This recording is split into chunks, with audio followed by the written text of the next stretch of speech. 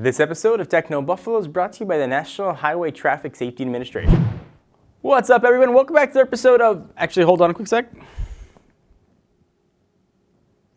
Rettinger's Riffs. This is the show where I talk about anything technology related going on in my mind. And this week, I want to talk about this guy, the very familiar BlackBerry classic. Anything BlackBerry does is immediately polarizing to the tech-loving public. There's a lot to like about this phone, there's some not to like, and I want to share my first impressions and thoughts with it as you decide if maybe it's the right choice for you. Let's go ahead and get started.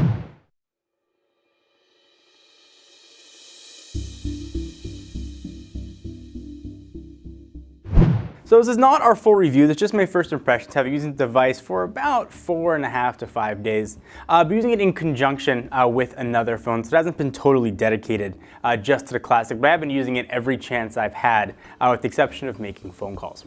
Let me preface this by saying, if you're thinking about getting a classic and you're cross-shopping with something like a Galaxy S5, an iPhone 6 or 6 Plus, the LG G3, Nexus 6, any of those other devices, this is not going to be the phone for you.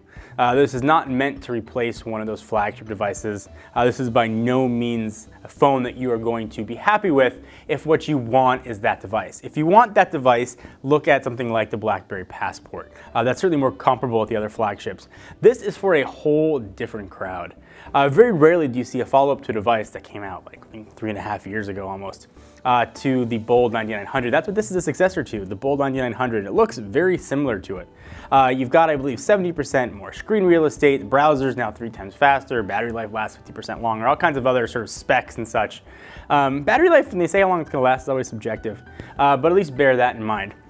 So there's a lot of stuff to like about BlackBerry devices as a whole, and certainly not just the classic. Let me start with saying this is running the latest BlackBerry OS. It's 10.3.1.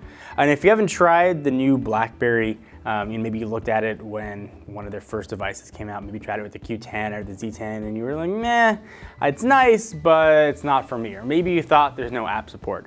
Let me put those sort of prejudices to rest, because those are no longer valid concerns. Not only do you get access to BlackBerry's own app world, which is great for professional apps or security apps, you also have access to Amazon's App Store now built in on the device. It comes with 10.3.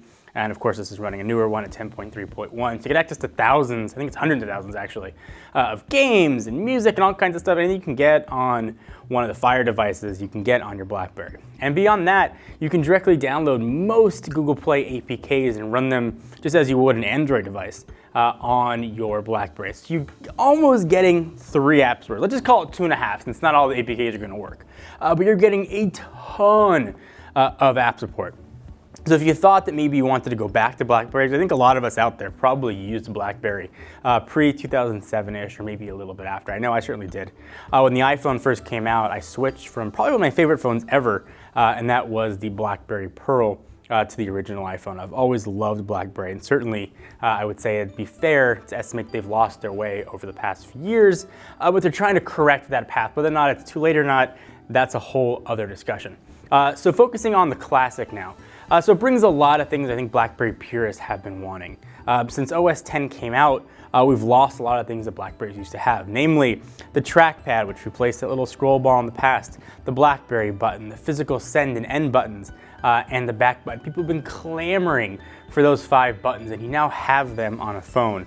And I gotta say, it works really, really well, and it felt familiar picking this up. I know it's kind of weird to say that about a phone, but it felt like an old friend. I use a Bold 9900. I like the Bold 9900. This feels like a more modern version of it, which is exactly what it is. The keyboard, which a lot of people are excited about, it's a full physical QWERTY keyboard, is really nice. And you expect that from BlackBerry. It feels great, it's got the right clickiness. BlackBerry said in their announcement of the Classic that BlackBerry phones wear in. They don't wear out. I think that's very true. They get better and better the more you use them. That's definitely the case here. The keyboard just felt absolutely outstanding. I don't know if I'm getting any faster with the physical keyboard or if I'm any faster typing than I am with an on-screen on really any other device, but certainly a more pleasant experience, and typing one-handed is really, really good. I love sort of this full steel frame around the device. It feels very, very premium. And it starts a little under $500, so it's not sort of priced at premium price point if you want to buy it unlocked. I do wish it had a removable battery. BlackBerries have long had removable batteries. Not so here, but do have expandable storage, so you get that. but I don't think you're able to swap in a fresh battery like you used to on BlackBerries of old. It's got a 3.5-inch screen, which is bigger than what we saw on the Bold 9900, but still 3.5 inches is 3.5 inches, and it's 3.5 inches square. It's 720 by 720. For reading emails, it was no problem at all. Emails look crisp and clear, and certainly BlackBerry, I think, hits email so far out of the park that it is into like the next park. Emails come in way faster on a BlackBerry than any other device. I tested sending emails to a BlackBerry when they showed up on my iPhone and Android devices.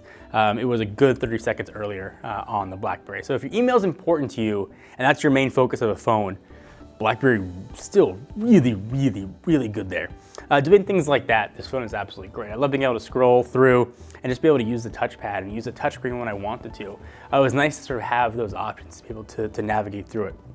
We started doing other things with the phone, more leisure things like Facebook. You really started to notice that low resolution square screen. For example, on the Facebook app that comes pre-installed on the device, I could see one picture on my newsfeed per screen. I'd have to scroll past that picture to get to a status update or anything.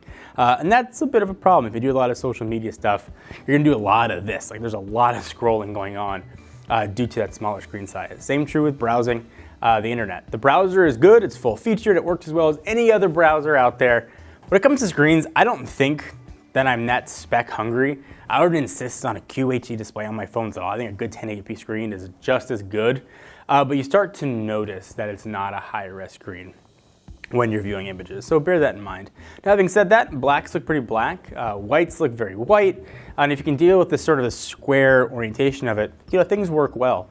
Playing games, especially games that come from the Amazon App Store, look a little weird for a square screen, but they do let you sort of realign your screen for a different aspect ratio, but then you lose the borders, it's black on the side. So it's definitely a bit of a trade-off.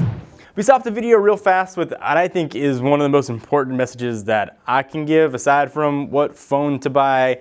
Texting and driving is one of the stupidest things you can do. It ranks up there with drinking and driving. You see it all the time when you're on the road. You see somebody next to you looking down at a phone on the freeway, when you're at a stoplight. Anytime you are on your phone, when you are in a car, you are endangering lives. It is never, ever worth it to text back, to send a message, to send a smiley face, whatever it is.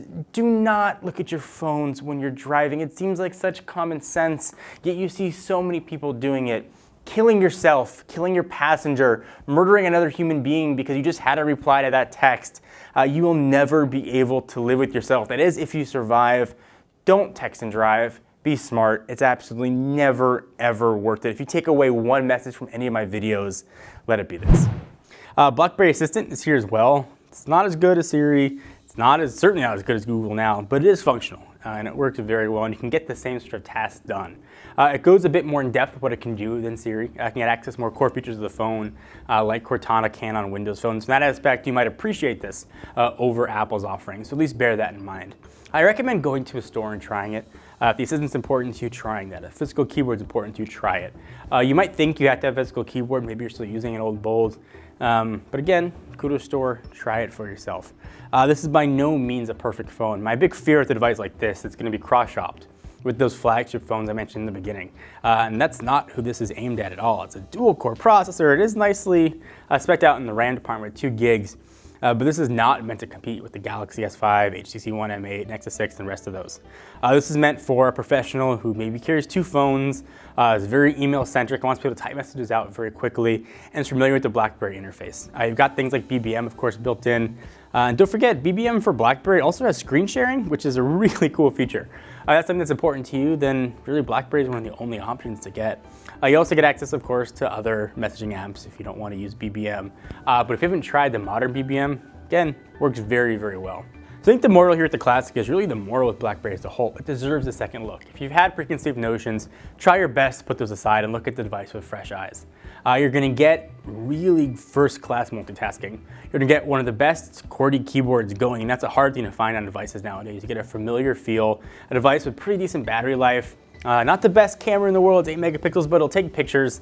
But if you want something that's very business focused, very securely focused, which BlackBerry certainly is, this is a very good choice. So bear that in mind. If you want, you want the flagship specs, you want a great camera, you want to have a full browsing experience, you want a 5-inch screen or larger, you're going to look elsewhere. Don't pick up this phone expecting those things, because that's clearly not what it is. You don't go out and buy a Cadillac and expect to get a Dodge. You're looking at different devices. So just bear that in mind and go in looking with fresh eyes and decide for yourself if this is the right device for you. All right, thank you guys for watching. Hope you enjoyed. Until next time, I'm John Ranger from Techno Buffalo. Check us out at technobuffalo.com, place your greatest tech news, and I'll see you guys next video. Bye-bye. Thank you guys for watching another Techno Buffalo video. I hope you enjoyed. We love consumer electronics here, and if you are as passionate about them as we are, hit the big subscribe button. We've got new videos coming at you every day. We talk about phones, tablets, laptops, and everything in between. And if you like video games, check us out at Twitch, where we play video games, although admittedly not very well, at twitch.tv/technobuffalo. All the links are right down below.